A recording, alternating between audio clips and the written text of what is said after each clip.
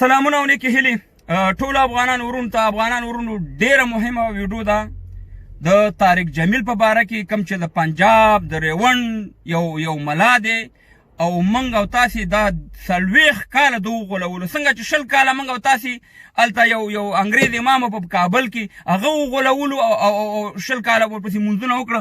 دغه شی دی، دا یو بېدتي دی. دا خدای راستي کې دا علم نه لري. سه مهربانه پښتانه په دې باندې غولېږي. پښتنو ته زه دا وایم چې لرو برو پښتنو افغانانو، زه خپله تبلیغي یم. زه کله ناکله سې روزه راګومه، دا ملګري ما پېژني، په ګشو ځم، شبي جمعې ته ځم، شکر الحمدلله. زه په پېښور کې شبي جمعې ته تلم، زه پېښور کې ما ورور سې مهربانه سې روزه لګولې په چولې په جګۍ کې صحیح چشمه چې ورته وایي دلته چې تبلیغي مرکز دی. زه وایم چې خدای زما ټول بچیان دغه کې تبلیغیان کې، خو زه دا وایم چې د آیسای ګیمونه د تبلیغ په باره کې چې موږ سره په تبلیغ کې څومره کرپشن کړی، موږ بیا په تبلیغ کې څومره ووالو دا 100 کاله، باید چې موږ او تاسې پښتانه نورو خیر شو. تاسې دا ویډیو ګورئ، د طارق جمیل بیا تاسې سره خبرې کوو. اللہ کے نبی کھڑے ہیں اور ساتھ قائد اعظم ہیں، اور اللہ کے نبی فرماتے ہیں یہ ہمارا مجاہد ہے. تھپکی دیتے ہیں اور کہتے ہیں یہ ہمارا مجاہد ہے. تو کہا میں نے اس لیے ان کا جنازہ پڑھایا. اور ایک دفعہ میں نے خواب میں دیکھا تو میں نے پوچھا آپ کا کیا حال ہے؟ کہنے لگے میں بڑی راحت میں ہوں، میں بڑی راحت میں ہوں. تو پھر انہوں نے نا اپنی 2 انگلیاں میری طرف کی کہ یہ چوس لو. تو میں تھوڑا ڈرا کہ پتہ نہیں کیا ہے کیا نہیں. کہنے لگے ڈرو نہیں بیٹا، یہ چوس لو، اللہ تجھ سے 3 کا کام لے گا. وہ 2 انگلیاں میں منہ میں ڈالی تو اس میں سے گاڑھا میٹھا شہد نکل کے میرے منہ میں آنا شروع ہوا. اس کے ساتھ ہی میری آنکھ کھلی تو اس کی مٹھاس میرے منہ میں باقی تھی.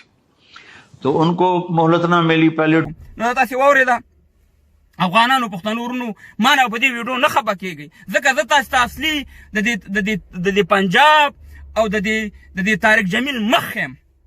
زه د یو خبره دا کوم، دی په دې خبرو کې وایي چې یاره صاحب مهربانه پیغمبر علیه السلام یو پلاني عالم ته په خوب کې ورغی او دی ورته ویلی چې قاضي اعظم چې دی دا یو مجاهد دی. او بیا په دې خبرو کې دا ویډیو غټه ویډیو په دې خبرو کې دا وایي چې قاضي اعظم ما ته په خوله کې ګوتې راکړي او ګوتو نه شات څڅېده او ما ته ویل چې صاحب زما خوله خوږه شوه او ما ته ویل چې صاحب مهربانه تا نه به الله تعالی د دین کارلي. داسې منصوبې داسې دغه وګورئ افغانانو پښتنو ورونو. ولې دا پیغمبر علیه السلام یوازې د پاکستان کې خلکو له خوب ته ورځي؟ دا یو نیم عربه مسلمانان اوسېږي په دنیا کې، تقریبا 80 ملکونه دي، نورو خلکو له ولې نه ورځي؟ چې وروره په پنجاب پاکستان کې کله یو راپاسې ماله پیغمبر علیه السلام خوب کې راغلی راته ویل چې داسې وکړه یو هلته پکې مکې هم جوړېږي، هلته پکې بیدات هم کېږي، هلته پکې وروره د پیغمبرۍ دعوې هم کېږي. دا څنګه پاکستان دی؟ دا څنګه چل دی چې پیغمبر علیه السلام هم د پاکستان طرف ته مخه ده؟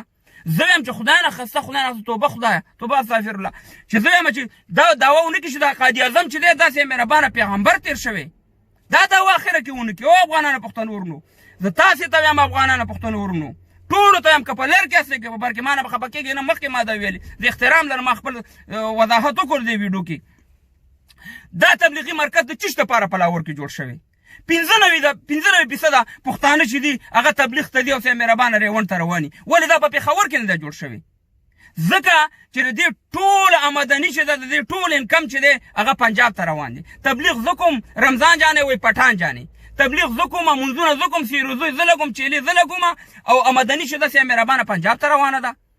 40 لکه خلک د اجتماع ته دي. ته ما ته دا ووایه چې د هر یو سړی به څومره پیسې مصرفوي؟ دا ټول دغه پنجاب ته روانې.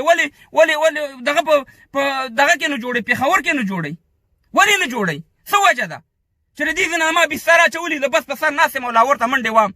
تاسې یو ورځ دا طارق جمیل کتلی دی چې دلته راوچت شوی دی چې راځئ یو 40 زره تبلیغیان راوچت شو، راځئ چې دا ایله منډۍ د دې ځای نه لرې کړو. یو ورځ یې په دې بیان دا کړی؟ دا وروره ټول فراډونه دي. زه تاسې ته د طارق جمیل مخ یم. طارق جمیل د تبلیغیانو مشر دی د ریوند. تاسې یقین وکئ چې په افغانستان په جلال آباد ننګرهار کې په چکنورو کې تبلیغي مرکز دی. هغه یو تبلیغي مرکز تقریبا 25 کاله طارق جمیل ورته اجازه نه ورکوله، تاسې فعالیتونه نشئ کولی، تاسې به دلته راځئ چې تاسې یعنې محتاجه اوسئ، لاهور ته به راځئ د افغانستان نه. تاسو ته اجازه نشته چې تاسو خپل فعالیتونه وکړئ. 15 کاله پس خلکو خپل اقدام وکړو او شکر الحمدلله خپل فعالیتونه شروع کړو. که زما په خوله یقین نه راځي ورشي پوښتنه وکړئ په جلال آباد کې په هغه تبلیغي مرکز کې. یعنې دا دومره موږ او تاسو ته ستنې وایي، دا دومره موږ او تاسو غلطۍ. د دې نه علاوه زه تاسو د طارق جمیل دلته زه به ورته خپله کېناستم د دې تقریرونو ته. دلته په انګلینډ کې ډیزبري ورته وایي، دې ته یو څو کالې مخکې دلته راغلی و، د یو خبره وکړه، خبره یې دا وکړه چې پیغمبر علیه السلام جنازه پرته وه او الله تعالی ویل چې تر هغې پورې به تاسې د دې جنازه نه کوئ، د پیغمبر علیه السلام جنازه د خپله کوم. دا د هغې وخت خبره ده. خلکو بده ومنله، ما خلکو سره بحث کوو، ما دا سړی دی، خو زه نن پوه شم چې دا د ISI د پنجاب یو تربیه شوی ملا دی.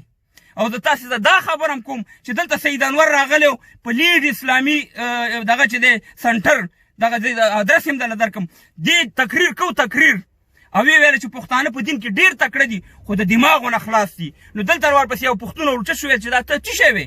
نو خبره دا ده چې دوی موږ ته وروره په ډرامو کې موږ پسې بد رد وایي، دوی ملیان موږ پسې بد رد وایي، د دې کم تبلیغیان چې دي موږ پسې بد رد وایي. خدای ته وګورئ پښتنو ځانونه اصلاح کوي.